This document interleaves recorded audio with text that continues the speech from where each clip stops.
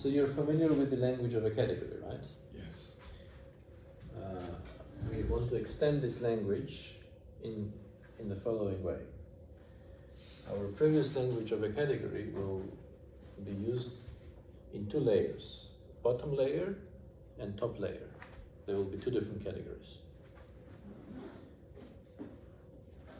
But then there is a functor that connects them. Let's call these categories A downstairs and C upstairs. Actually, it will be more convenient to call them slightly different. I wanted to use your notation previously, but it will be better if we call downstairs category X and the upstairs category A. It will then be suggestive of the notation we will use for objects.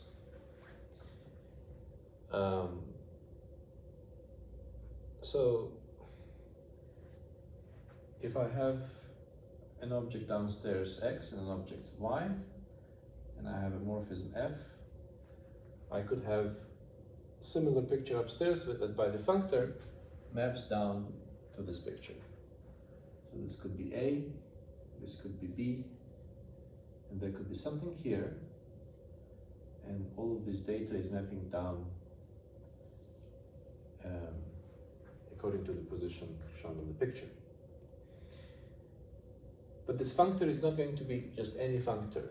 It will have two properties, which will make things fewer. The first important property is that it will be a faithful functor.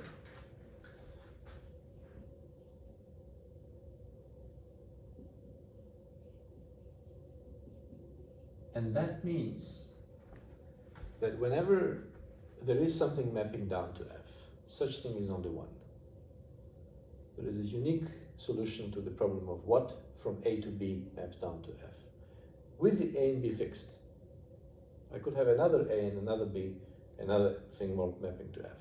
But with A and B fixed, there's always at most one thing that maps down here. And because there is always at most one thing, in notation, we will call that thing still F. It either exists or not. And because it either exists or not, I can use the kind of order theoretic notation to represent when it exists. So I could say that B is bigger or equal to A along F to represent that exists F from A to B. That means mapping to F from X to Y. So there is something mapping to that by the functor F. Is that clear? Yes. Okay. Now this language kind of can be used to kind of steal away the information about this being a category and that being a functor. Okay? With this language, for instance, we can express the fact that we've got composition in A, and moreover, F preserves composition as follows. So let me draw a picture for composition in the upstairs category. So we would have some F and then some G. But because the functor will preserve the composition, this composite will be the same one as the one below. Remember, F, G are names for the arrows actually that are below here.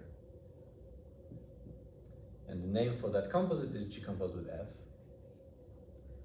And since we've got a functor here, whatever this composite is, it must map to that. So it must be labeled this way, the same way that it's labeled here. So there is only one way to define composition because there is at most one map here.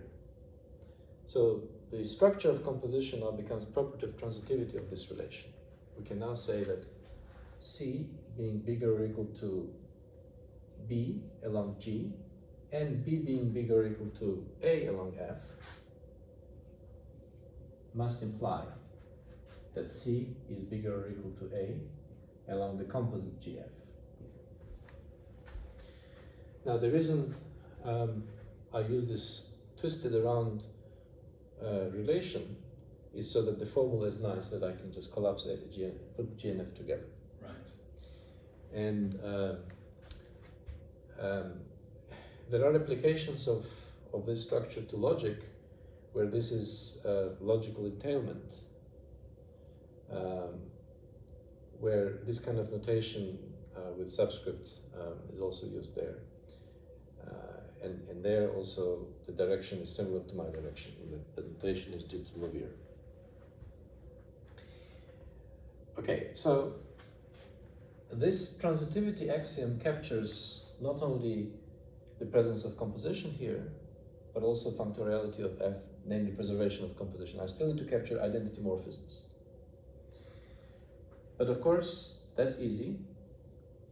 Identity morphism would mean, because the functor must preserve them, this actually must be 1x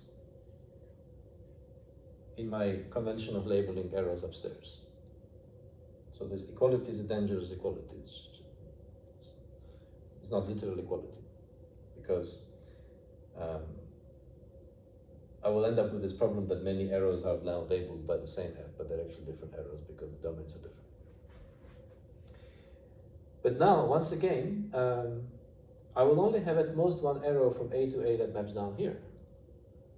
And to guarantee its existence, I will say that every A is bigger or equal to a long identity of X than itself. Now, what about the associativity law for composition and the identity law for the identity morphisms? They are forced by the functoriality of F and faithfulness. Let's see why. Let's say upstairs I want to prove that H composed with G composed with F equals H composed with G composed with F. In both cases, the two sides of this equality will be arrows mapping down to the same arrow because associativity holds downstairs. And so the two maps mapping down to the same thing, they must be the same. So this comes for free. And also the fact that F composed with identity of, let's say, A equals F, and then it equals identity of B composed with F also comes for free, because in both cases, let's say these two things, right? If I look at the picture here, this composite and F both go from A to B, and when I map it by F, by big F, I'll be mapping them both to small f, because the one maps to identity of X, and then that composed with F is F. Since both of these map to the same thing, and they are from the same domain to the same codomain, then they must be the same by faithfulness. So this comes for free. So the upstairs category is a kind of a poset indexed by the downstairs category, which now is revealed through this notation. So once we have this notation with these two rules, we can actually not worry anymore about the category structure of this. If I prefer to work with posets, I can actually think in terms of posets. But at the end of the day, it will be useful to think in both ways. Note, however, that this is not a usual poset, because not any two things are comparable, and also comparison is indexed. Transitivity can be used, this generalized transitivity can be used to get the usual transitivity for identity of X, because I can take identity of X here, identity of X here. So this will be the case when C, B, A all map to X. And then this will imply that I've got that. But now, because I've taken the same morphism here, the relation is the same. So I get transitivity among those things that map down to X. That's how the so-called fiber becomes a poset, but let me actually go into detail in that. So the next idea is to fix one object downstairs and consider things that map to that object. So if I fix an object X downstairs, I could consider various different A's, A1, A2, that map down to X, and I'm going to collect them together in one block. And that's the idea of a fiber. So fiber of the functor at x is all the objects of the upstairs category that map down to x. But we also want to look at some of the arrows here. Not all the arrows in the upstairs category, those that map down to the identity of x. Okay, let's investigate what are these. They will all be labeled this way, right? But as we know, the information about the arrows are given by the relation. So basically, this will be given by the relation of one object in the fiber being bigger or equal to another one along identity of x. Either it is or it isn't. It is means, keeping in mind the direction being swapped around, means that there is an arrow this way, labeled by identity of x. So either such arrow exists or it doesn't, by faithfulness. That's the only two choices. And then, as we said, the category structure, localized now to this fiber, becomes just those two properties, the transitivity and the identity law, because these are for free. And so those two properties, in the case when we just restrict to this relation, gives the usual transitivity. So C is bigger or equal to that than B, bigger or equal to A, implies C is bigger or equal to A. That's usual transitivity of a single relation. And the other one is usual reflexivity. Right?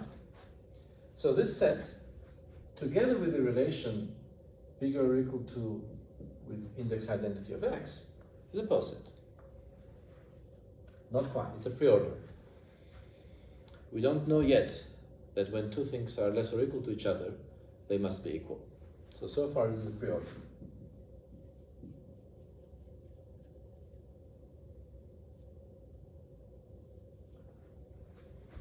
We want it to be a poset, and that's amnesticity. That's another way of phrasing that the functor is amnestic in the context of a faithful functor. So we require that this thing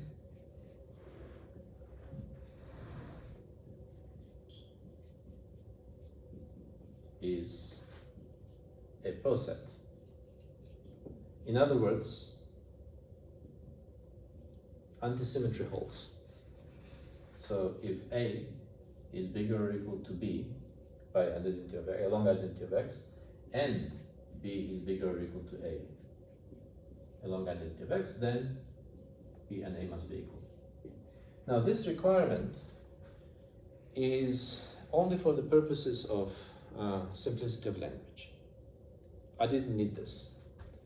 If I don't have this, every time I want to say two things are equal, I'll rather say they're equivalent, meaning that they're less or equal to each other. So, and then I can just do the same maths. But now it's easier to work with equality because we're used to equality.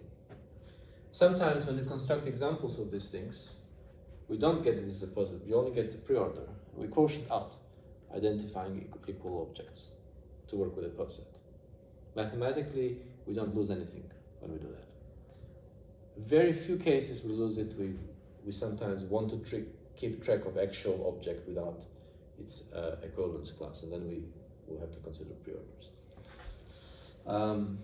Okay, so for instance, in logic, if I'm studying syntactic side of logic, where here I've got formulas, I want to keep track of the fact that two formulas might be equivalent, but they're different formulas as written out in a sequence of symbols. So now the definition of a form is a faithful functor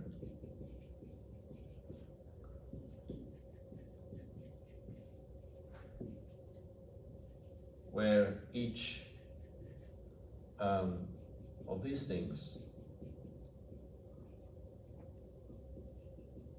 is a poset instead of a preorder.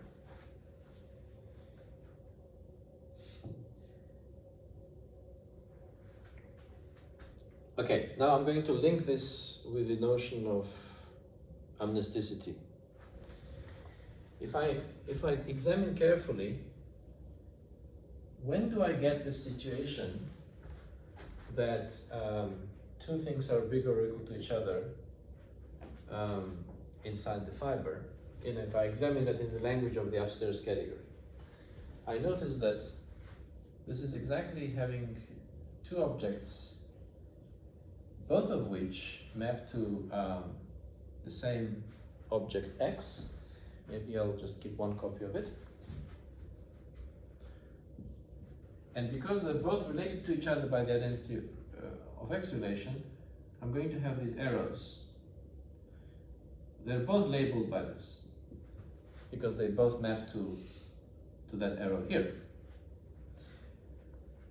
But now it's a property of the functor we will use. So I know that this functor maps each of these to that. Then it will map their composite to the composite of this with itself. But composite of identity with itself is identity. So it will map this composite to identity. So this composite is also labeled by identity.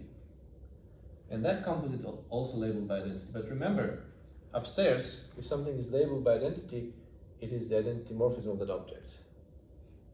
Because there's no other looping arrow from A to A that maps to identity because of faithfulness. There's only one. So we get that these two arrows are inverses of each other because their composites give identity morphisms here and there. So we have an isomorphism mapping down to identity morphism. And in such a setup, we require that not just that these two are the same object, we even require that, well, if they're the same object because there is only one thing mapping down to there by faithfulness, we will get that these maps are actually these ones. So another way to state the definition of a form is to say that, okay, let me say the definition of a amnestic functor. The functor f is amnestic when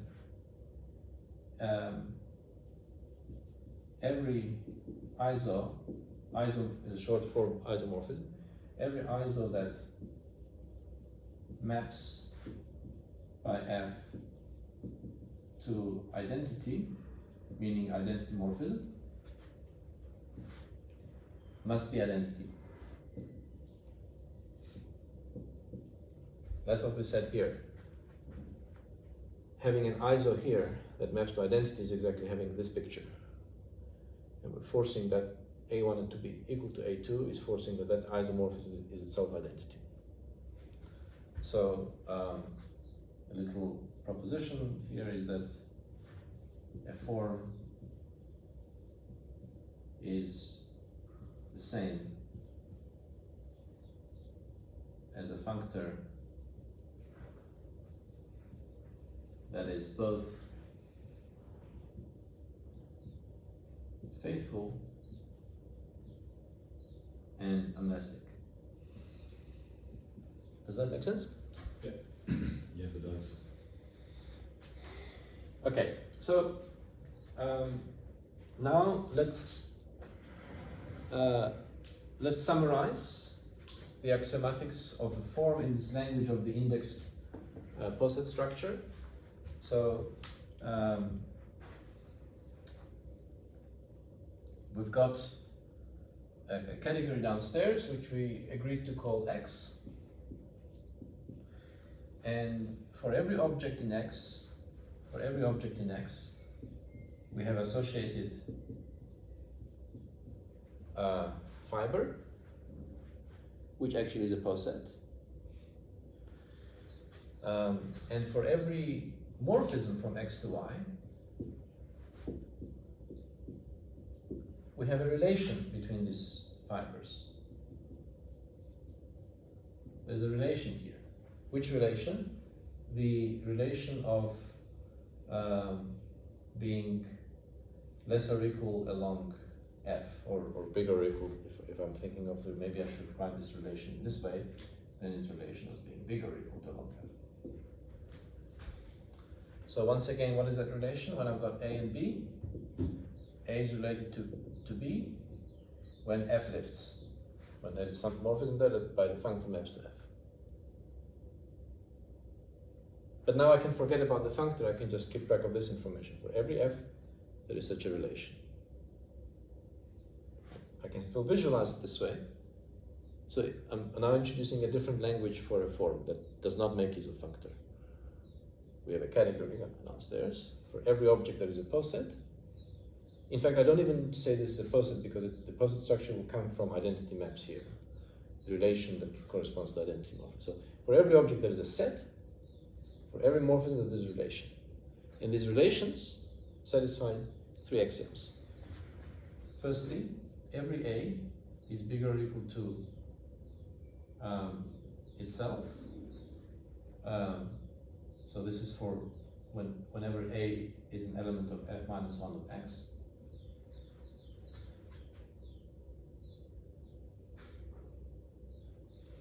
Secondly, the transitivity axiom, if C is bigger or equal to B along G and B is bigger or equal to A along F, then C must be bigger or equal to along the composite.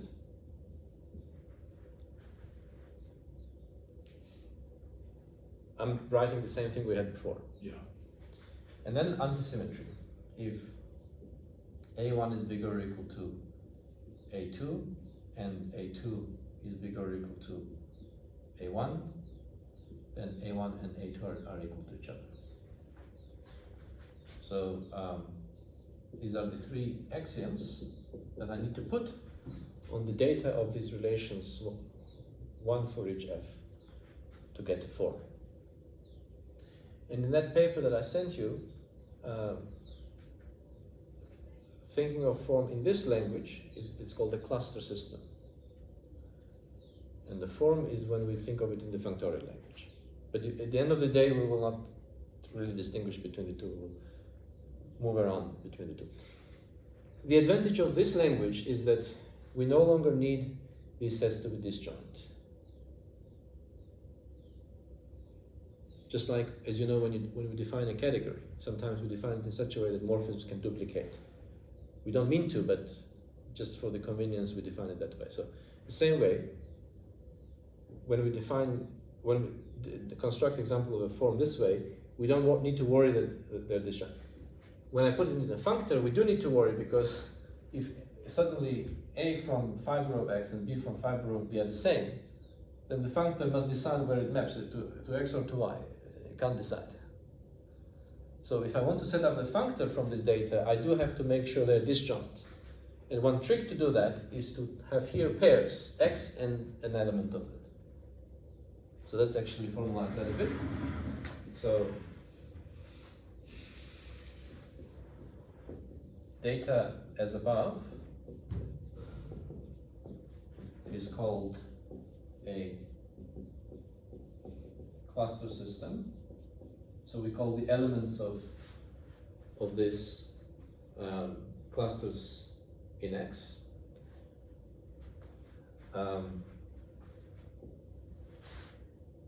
A canonical way to get a form out of a cluster system is, and the construction I'm going to show you now, it's an adaptation of something called Grothendieck construction. So the ground category stays the same. It's the same category X. But here we didn't have upstairs category. We just had a data of sets and relations. And we turn it into upstairs category by declaring here objects to be, if you've got an object X. Object here is a pair, XA, where A is an element of F minus 1 of X. Now remember, F minus 1 here is now an abstract entity. Before it was something obtained from the functor. I kind of already implicitly showed you how to get cluster system out of a form. I'm now doing the opposite way. And so this ensures that things are separated even when two different fibers are intersecting each other. I can still make sure that they are not intersecting anymore because I pair each one of them with the corresponding object from which it came.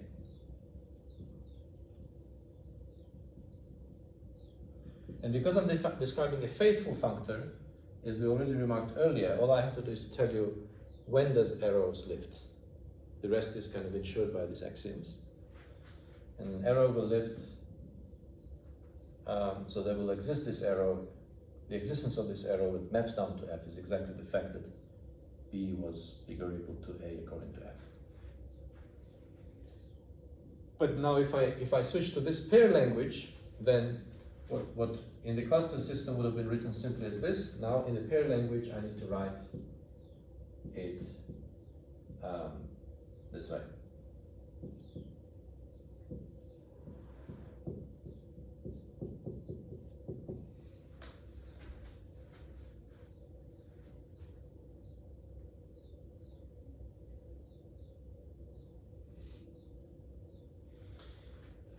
When I'm setting, for instance, up form of subsets of sets, it's easier to talk about the cluster system because then I can simply say this is the power set of X.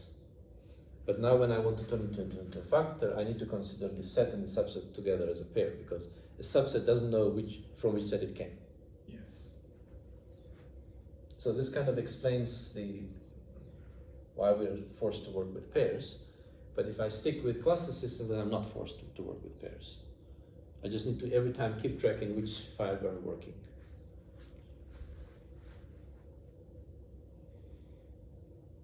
So if you start with a form, you make the corresponding cluster system and you build a form out of it, the new form will be isomorphic to the previous one with the most obvious notion of isomorphism. If you start with a cluster system, you take a form and then you build a cluster system, again it will be isomorphic. Where a cluster system isomorphism will be just another data where for each x there is a bijection. And these relations kind of commute with those bijections. Is it okay that I'm not going into those details? Yeah, that's fine. Yeah. So for practical purposes, right, it's most convenient to work in this language, in the cluster system language. But if I want to adapt some categorical idea to cluster systems, then I better work with pairs so I can draw diagrams that make sense. Mm.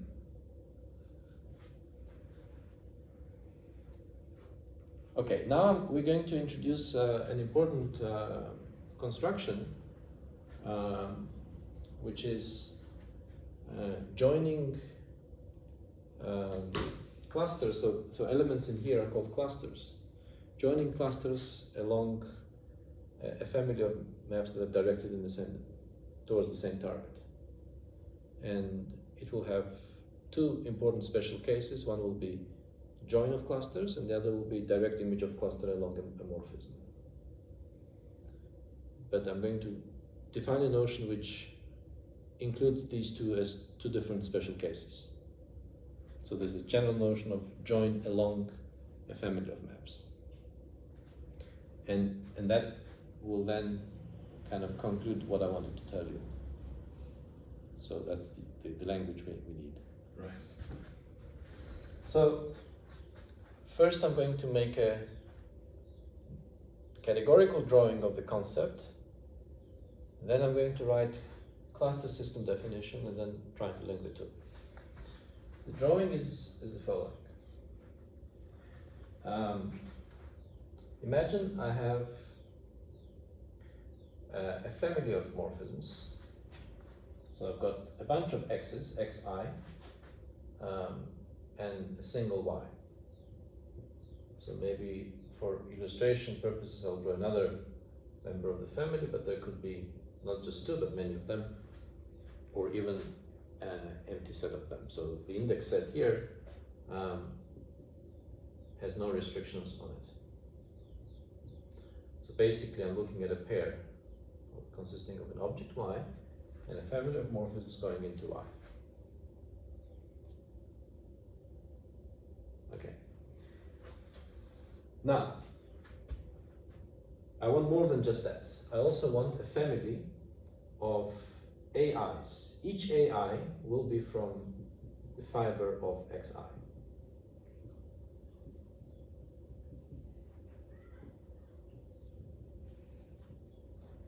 So on the picture, this means I've got AI here, it maps down to xi, and I also have aj that maps down to xj.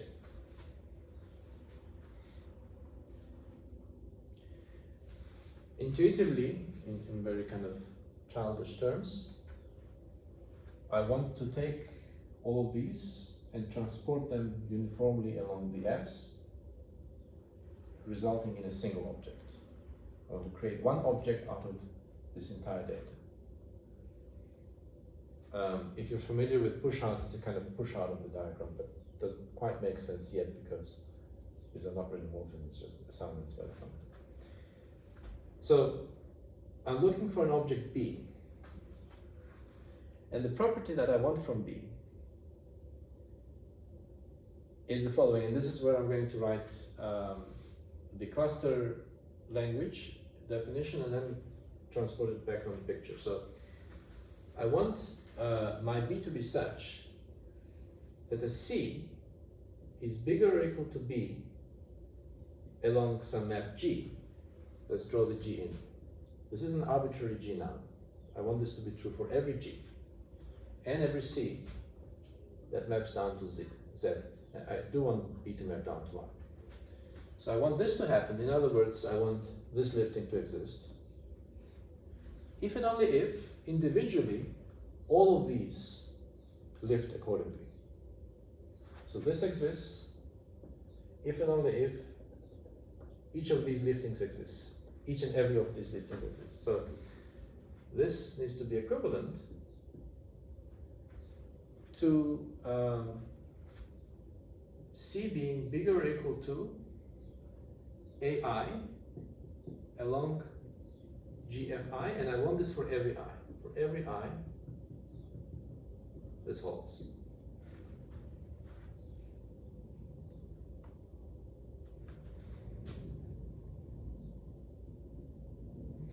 We can think of it like this. If I was in a setting of a single post set, I can identify an element of the post set by saying what things are bigger than it. If I know everything that's bigger than my element because of antisymmetry, then I know for sure what my element is. We're doing a similar strategy here. We're defining a B by saying which things are bigger than B. Something is bigger than B along a G, if and only if it is false. So we're giving a property, when is something bigger than a B?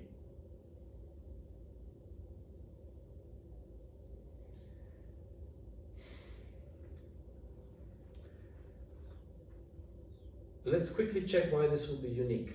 Why would such B be unique? And there's a special notation for it, so let's make sure to write the notation in here. So we could write this as the join of FIAIs, where I is in I. This notation later on, in a moment's time, obtain a meaning where we will be able to decompose this join into two constructions, first doing these and then doing the join. But for now, it's like one operator that's applied to the entire family. Okay, so why is this uniquely defined by the property? Well, that's easy, actually, because I could take a special case when G is identity morphism. And if I had another version of this, so let's say I've got another version of this, then for that other version I would also have every C is that related, if and only if, so let's call this other version the same thing with a bar, if and only for every I in I, C is bigger or equal to GFI AI. Right? And now, I'm going to take these two equivalences and consider the special case when G is identity. So I set G to be identity of Y, which exists because every object has identity morphism. And then I also set, first I will set C equals one of the joins, then set C equals the other join. and apply the equivalences there. So in the first case, by setting C to be this join in both equivalences, I'm going to get this join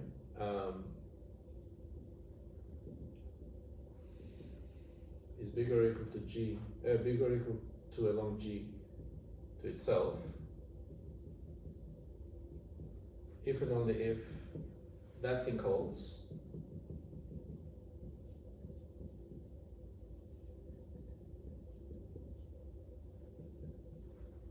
But remember that this right-hand side is common to both equivalences.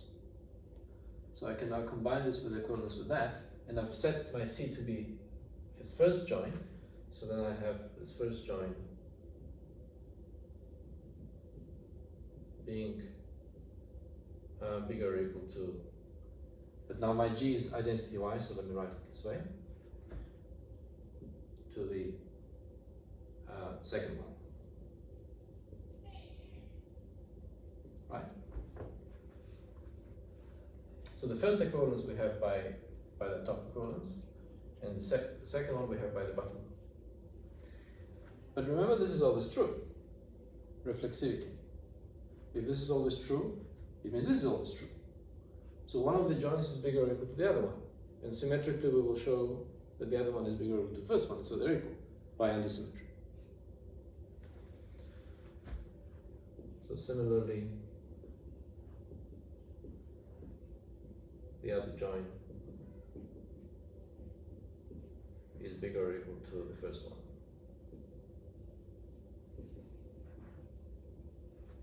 Hence, two joins are equal to each other.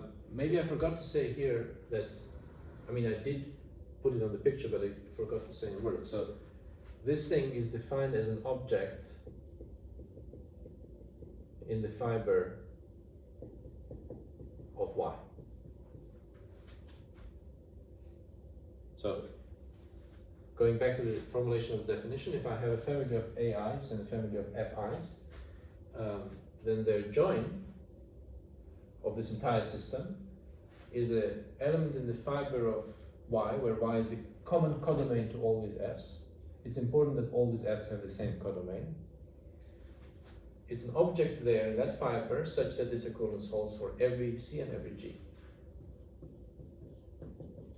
So it's an object there such that for every C and every G, by every I now mean reasonably according to the picture. So every C must be the one that is in the fiber of Z, and G must have domain Y, and so on. Not writing that part.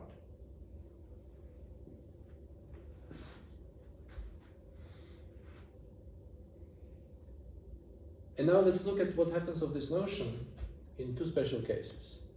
One, where all the xi's are the same y. So all the xi's are the same y, and the fi's are the identity morphisms. The other special case, when I only have a single arrow, single f. So kind of two extreme, in a sense, two extreme cases.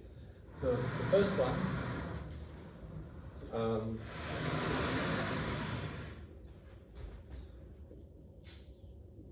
two special cases.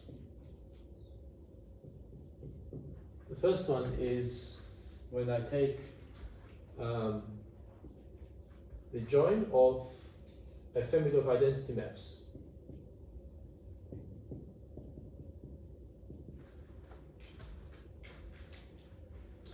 What will be the corresponding equivalence? It will say that C is bigger or equal to that thing,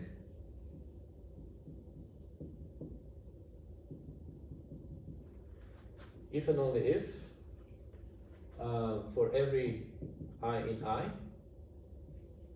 C is bigger or equal to along G, composed with identity, but of course G composed with identity is G, along each one. So things that are bigger, so let's forget the classless system for a while, think in terms of the intuition of a process. Things that are bigger than this are exactly those things that are bigger than each AI. This is exactly the join of AIs.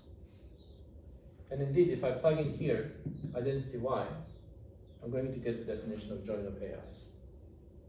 So this thing, when it exists, it will be the join of AIs.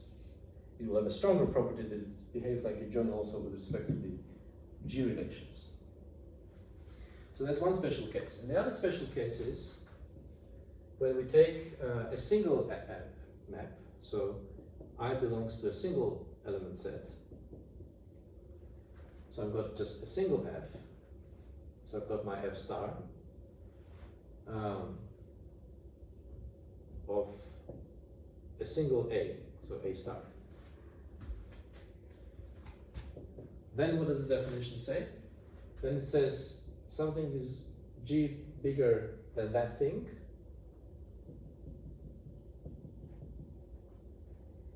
So I'm not going to, you see, because it's only one I, I'm going to remove this. And in fact, I'm going to remove this as well. Because when you take join of one thing, it's that thing. So I'm going to remove that thing as well. So I'm just going to use this notation for the other special case. So this is the case when I is a singleton set.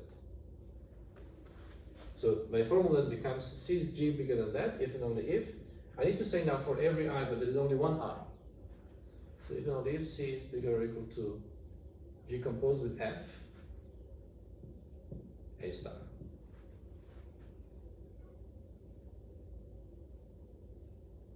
And now I can prove that if both of these constructions always exist, then the other one exists and they can be obtained by putting them together, piecing them together. So, theorem, when each Fi AI exists, and let me also make a notational adjustment here, because it's identity morphism, I'm going to drop it.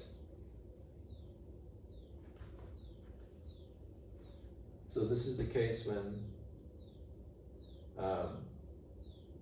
Fi is always equal to identity of Y for every I. So when each Fi AI exists and the join of Fi AI exists, but let me put these brackets here to separate it from the other notation. Then the first object we defined exists, and it's equal to,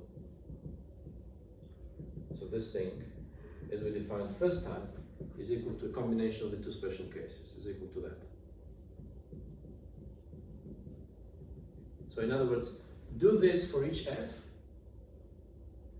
by the second special case, and then apply the first special case to combine them together. So in the end, the important notions will be these two, because the other one can be reconstructed from these two.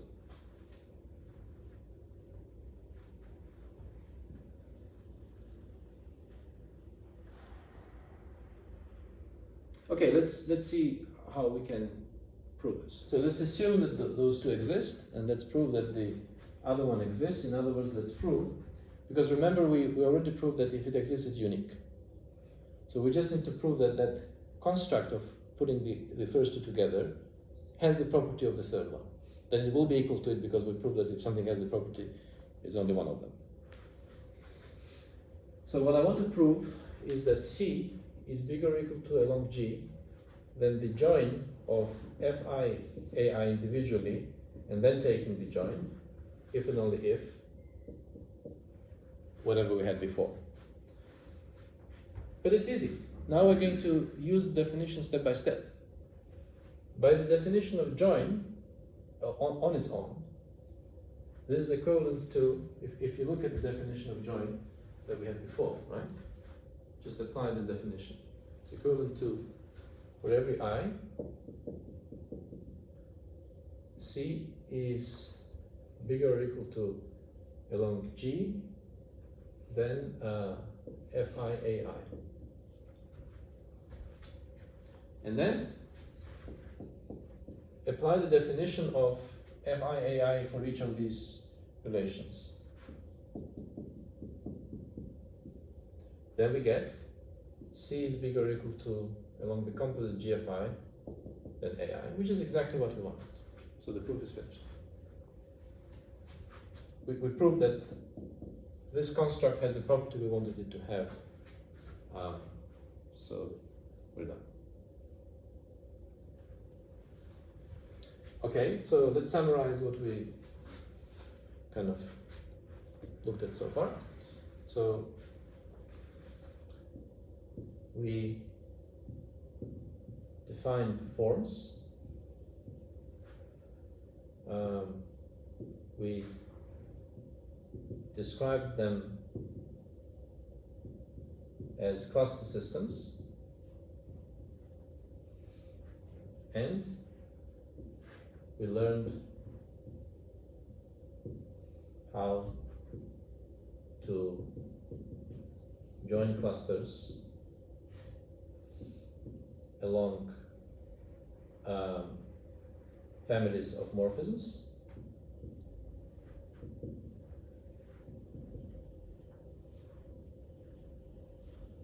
And finally, we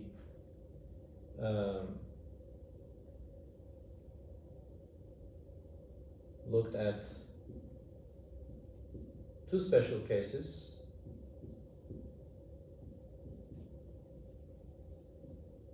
of this construction, of the construction of joining clusters along a family of morphisms. One being joining clusters in the same fiber. Note that in this first special case, when each Fi is identity Y, then all the AIs live above Y. So they're all in the same fiber. And their join also B needs to be in that same fiber. So although the property of the join is in terms of other fibers as well, because we've got the G relation there, but the object itself is enclosed in the same fiber as where the family of objects came from. So joining clusters in the same fiber and transporting a cluster